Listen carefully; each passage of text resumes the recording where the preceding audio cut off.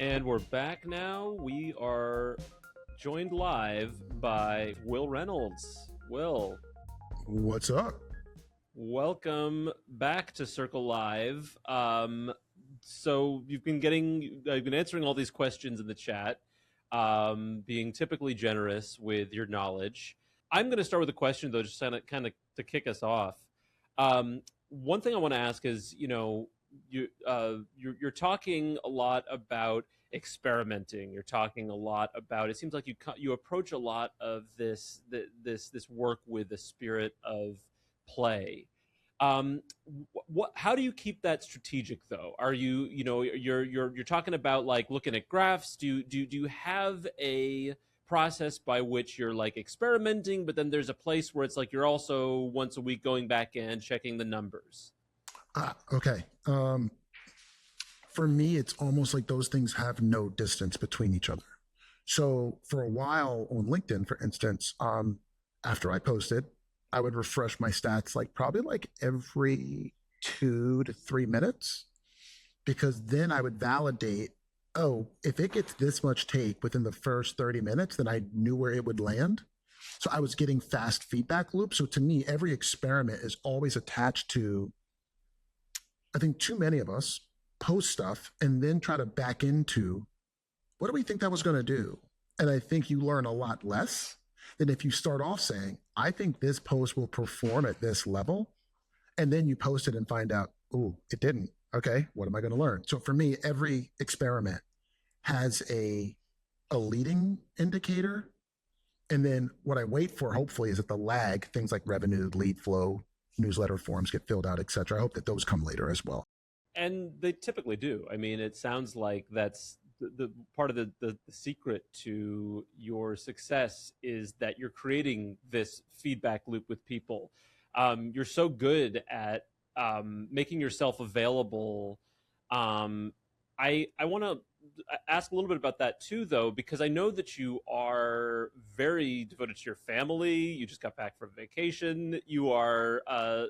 How are you able to make yourself available to all of these people asking these questions and helping you build this audience at the same time that you can create, boundaries between that and your family and your work and all that?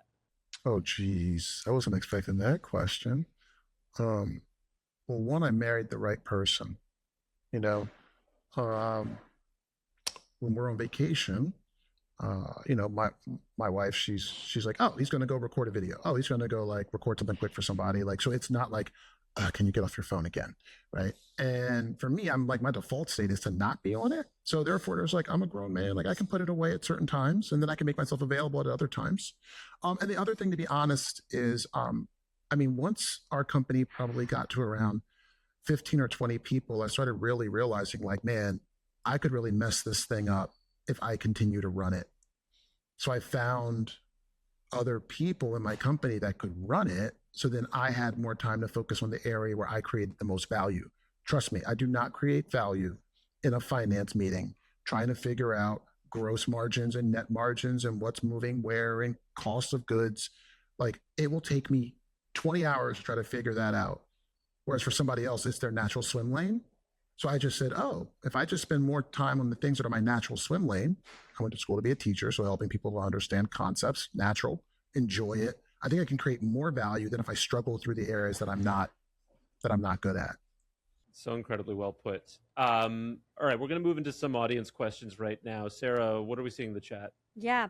Our first question is from Sharon, who says, I know you guys were discussing this in the chat a little bit, but, for those that maybe these are new concepts for, and who are maybe more at a 101 level than a 201 level, Sharon says, what would be a good place to start? What are the top 1 to 3 actionable items to implement or start researching right away? Okay. Researching, yes. Implementing, slow down.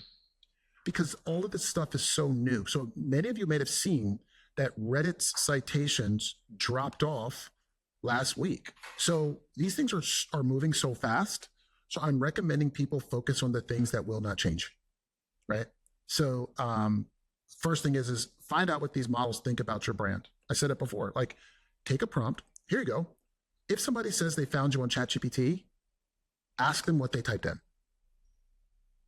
You'll realize that how you think people are searching is very different than how people are actually searching. So I would do that first and foremost. Everything I do revolves around the brand. So it's what are people that are finding you that said they found you through ChatGPT? Add a drop down on your website. How did you hear about us?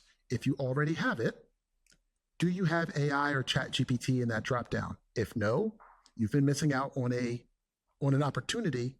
Early days, I would just email clients or prospects after they hit my lead form. And I'd be like, what did you type in to find us? Could you share? And they would tell you, or they would send their chats. And you're like, oh my God, I'm searching for, or I got my prompt tracking to be like GEO agency in banking.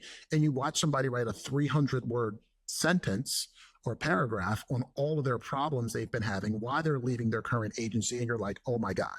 So long-winded point. Number one, make sure that you change your how did you hear about us to include AI. Or if people come from AI and convert, you should be seeing that conversion. Get that email that person and ask them, what were you searching for that made you land on my website? I think you'll learn a lot about the customer. You'll also learn a lot about the answers that AI might be saying about your brand that you did not know. So I would say those would be a couple of things that I would start with. And the last thing I would say is find things you can easily edit on your website and test. So like I changed a footer on my website and within 36 hours, it was changing answers about my brand. That was a really good experiment. So what are the parts of your website that are repeated over and over again? Make sure that those are reflecting things that you actually want to be known for. So good. Can I give you one more? Please. Yes. It's new. So much has changed since we chatted, which is crazy. My brain right now is on something I'm calling receipts-based marketing. AI is really good at being like, you are of course going to say that your brand is the best. We ain't stupid. We're not Google. Everybody's going to say, oh, you got to do this? Hire Seer. Oh, you got to do this? Hire Squarespace. So now they look for validation of you being the person you said you are. So if I say Seer is a top ABC, you'll watch it go out and search G2, it'll search Clutch, it'll search these websites to be like, is anybody else saying this about Seer? And you're like, no. So if you don't have receipts, be very careful about saying things about your brand that you literally don't have provable receipts for. Yeah. One thing that I've heard is that, because AI companies are, at least for the moment, trying to make their chat bots, their LLMs, behave more like human beings, that's only going to make the way to get them interested more human. So it is like a lot of thinking about, as you're saying, talking to people, asking human questions. You don't want to think too much like a robot. Don't think about making the robot find you. Think about getting the humans who are finding you. Yeah, I think that especially with this concept of like, what are the 3 tips? What are the quick things I can do? I think we all have fallen into that trap, right? So then what it leads us to is like this robotic way of like, okay, right? And it's like, you know what marketing always was? Talking to customers. You want to do something? You want a hot take? Find marketing books written before the internet existed. Find those. Read those. Read Claude Hopkins. My Life in Advertising, which I think was published in 1900 something. Like, I think he was that old. Like, so it's like one of those things. Like, I carry. Oh, is it around here? No, here it is. So I had a copy of the Michelin Guide. Wow. From This one's 1924. You can see it. 1924. This is the actual Michelin Guide with all its old pages. It's in France. It's in French. I don't read that stuff. It's falling apart as pieces are falling apart on my desk. And why do I have it on my desk? Because it reminds me what great marketing looked like before the internet. People didn't just make content. They went out and said, hey, I got to sell more tires. I'm trying to grow my business. Excellent. So one way I can sell more tires is if I can get people to drive more. Great. I, one of the Michelin brothers, am going to come up with this concept of making a Michelin guide to restaurants, and I'm going to give them out to chauffeurs. And they're hopefully going to take their rich people further, and we hope they'll remember our brand. In a digital marketing world, people are like, well, what's the ROI of that? And can I track the clicks? So they would have stopped doing this in 1903. They started it in 1900. Third year, what's the ROI? Now, today, we all wait months to get into places that are Michelin rated. We as marketers are unfortunately made to be good to work with. So we now are suspending what we know about marketing to get somebody a report that shows the number went up this quarter. And you're like, okay, you tell me. Good luck beating Michelin. Good luck. Come on, let's come up with a guide, Epicurious. Let's come up with a guide, Today's Cook magazine or whatever. Let's come up with a guide. Good luck. They got a 126-year head start on you, and they never dipped the quality. So now we all sit around, waiting hours in lines and stuff and months to get restaurant reservations at Michelin star restaurants. They make freaking tires, dog. Right. Nothing about food. Right. Nothing. Yeah. You're like the problem with the 3 quick tips to gain your SEO. I think that it doesn't work anymore, especially if you're trying to build something that you want to last, which is, I think, that what probably most circle partners ultimately are trying to do. I mean, yeah, we're thinking short term, but what we're talking about is like long term. 3 quick tips never builds this. So you have to decide what marketer do you want to be. We're all going to leave this planet, right? And it's like, do you want to be somebody that built something that could stand the test of time? 50 years from now? Do you want to have your name on something that could be 50 years from now people are still talking about? Or are you just like, I produce some AI slop every quarter to get my boss off my ass or to grow my business like an extra 2%? But like, if I'm soaking somebody else, so then I'm just trying to like make less sloppy slop than they are. And now we're just in a slop cycle. Yeah. To double click into something that you said just a little bit earlier with the news that's been definitely on my LinkedIn feed this week about ChatGPT decreasing its citations of Reddit. I'm curious, with a space that's evolving so quickly, I feel like the strategy weeks, barely months ago was like, go set up a presence on Reddit, go make sure you're being cited on Reddit because everyone's pulling from these conversation places. And now it's like, okay, just kidding. Like that wasn't the right thing. Like, how do you not get distracted? How do you focus on the things they're going to make a difference when what it seems to be that makes a difference changes every week? Yes, I go back to what problem does Reddit solve for people that sound like my customer? Oh, marketers go there to ask questions to each other. And maybe I should be in places where marketers ask each other questions about things that I have expertise. Whether or not it helps me to show up in ChatGPT is effing irrelevant, right? So, it dropped in citations. Did less people go? No. Did suddenly people go, I don't want to go to Reddit to ask questions anymore. I'm going to go to somewhere else. Oh, no, there's no evidence of that.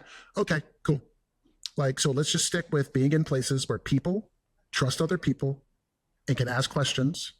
And if we have a unique answer, let's help them out. And then I don't have to get wrapped up in the ups and downs of week to week because we're so early innings on this thing that it'll be a constant state of like, Reddit's not doing anything now. So now let me spend more of my time on YouTube because they said that YouTube's going to be used more. And then all of a sudden, 3 weeks later, you're like, well, Reddit's back and I haven't invested there. And, it's like, it just doesn't seem to work. So I would tell people, if your customer's not there and they don't spend time there, why are you there? Oh, because I heard it was good for AI. Okay, well then you're not gonna win long term, right? You're not building the Michelin guide that way. You're not building any reputation that way. But if your customers are there, so one of our big things is a lot of our studies end up in people's Reddit chats, and I realized my marketers just never responded. I'm like, dude, it's just simple. Go to Reddit. Hey, thanks for talking about our stuff. If you got any questions, let us know. Easy. People ask questions, we help them out. Done. I'm gonna keep doing that forever, right? There is no reason why I should ignore where my customers are. Yeah, I love the idea of just narrowing in on where your customers are, where they're not going to be somewhere different next week. That's like still a sustainable place for you to be showing up in. Yeah, like if Reddit like suddenly became out of favor with people, AOL, right? And if you're like, oh man, like my AOL community, well, people aren't there anymore. So don't spend your time there. But just because the AI is using it more or less, and actually a lot of us think that ChatGPT is just not showing you the citations. One of the most interesting things, there's a plugin. Let me tell you what it is because it'll help. What's the name of this plugin? Let's see. Okay, it's built by somebody named Nati, Nati, and you can go into the plugin Chrome plugin store, and it's the ChatGPT query fan out extractor. And what that thing does is it shows you at times. I'm looking at one right now to compare two different payroll companies. It reviewed 205 different sources of information. It only showed 7 of the links. So what that tells me is Reddit could be the exact same thing. Maybe ChatGPT is like, oh, we're looking at it. We're just not showing it visibly to you. So we're still using it. You just don't know. And like, these are the new kind of issues that I think when people try to hurry up and figure out what's going on and I shouldn't spend time there, you're like, you have no evidence that they're not using that data. They're just not showing what they're using as much potentially. All right, I want to end on this question, slightly off topic, but I think still really useful for people watching. You go to a lot of conferences, and we're sort of entering conference season right now. Subtle nod to Circle Day happening October 21st. What's your conference style? What do you how do you navigate? How do you meet the people you need to meet? What are you thinking? Get us into conference season? Oh, geez. So I'm shockingly introverted. So I don't talk to anybody. That's me too. When I'm at a conference. But because I'm recognizable, there's not many guys sprouting about AI with dreadlocks and freaking orange sleeves. So a lot of people will find me, and then I'll talk to them one-on-one. Of course, always. I will tell you something. So I'm going to a conference. Something I'm realizing is, go to a conference with somebody else who wants to be great at the topic of the conference. And here's what I'm doing differently this year than I've done in any other year. I'm flying out like 13 people, I think, to a conference because I want to share ideas with them instantly about the future of AI in search. And you start realizing nothing's worse than having like a book full of notes. And you're like, well, I'm going to go back and I'm going to talk to Sarah. I'm going to talk, and then you don't. And you're like, what the real value is like, did you hear what I just heard? What did you think? And then you go, I thought this. And I'm like, ooh, I didn't pick up on that. Let me tell you what I thought. And then what I call it is stacking. You're stacking on top of each other with ideas in real time. So yeah, so I'm flying out like 13 or 14 of my folks. And I'm like, we're going to rent a room in a brewery and mic up the room. And then I'm going to throw stuff out that we learned that day and watch multiple people attack it from different places. And then when you record the whole thing, you have the transcript. So then we can all go back and build the things that we just talked about using AI or whatever. So yeah, like to me, go to a conference and don't just sit there, like go with a friend, go with 3 friends. And then as soon as you get out of those things, hit the record on your phone and then just be like, so what did you think? Did you think that was good or not good? And I'll be like, oh, that person said this and it made me think these things. And then you're like, ooh, now that you said that, I'm thinking differently about what I just saw, and you stack on top of each other and make better ideas. And then you've got it recorded. So then you can drop it into Claude and say, how can I start building that thing that I now have a new idea on that I didn't have before? Because you sat with another person and exchanged the ideas in real time versus like, I'll give you my recap later. Yeah, no one reads those. Being a person who has run and gone to many conferences and developed many recap, it's more useful for the next year.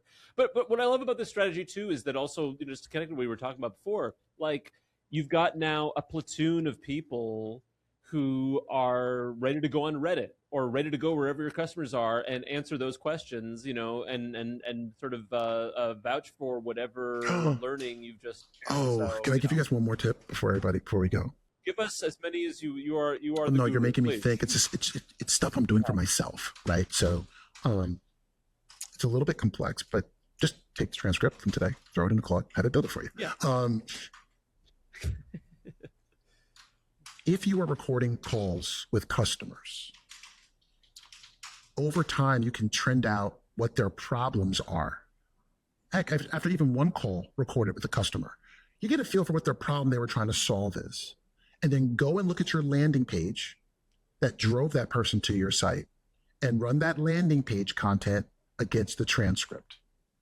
And what will happen is you'll start to see where the language of your customer is starting to talk about their problem in a way that your landing page does not. You do that over, for us now, it's like hundreds and hundreds of calls. But if you keep doing that over time, you start to be like, my customers are starting to say this word more, and that word more, and that word more, and that word more. And I'm not talking about any of that. Great. Let me go and get my thoughts down and update my landing pages, because it's almost like having chat on your landing page 24/7. We can't be available 24/7. What I can do is take the calls that I did have, figure out what people's pain points and problems are, and then make sure that my landing page addresses what their pain points are. So many people aren't doing that right now. And it's like, oh, I built that page a year ago. And I'm like, well, do you have some transcripts of calls for people that wanted to buy that thing? Yeah, I got tons of them. You should do that, because you have no idea that your landing page has drifted away from what customers are actually saying that they want. Wow. We said we weren't giving quick tips, but my mind is blown by this quick tip. That is a quick one. That's a quick hot That was one. a That's good. That was a really good. That was, one. you can go and implement that today. That was so good. I learned so much during the recording of this interview, and I've now learned more during the Q&A following the interview. Thank you so much. You guys have so much Everybody, data. Oh, good for you guys. Keep learning from Will. You gotta go follow him, LinkedIn, everywhere. Sierra Interactive. Invite him to your WhatsApp group. This is this conversation does not need to end here. But unfortunately, the show does need to end. Will, let's have you on again sometime. This was such a delight.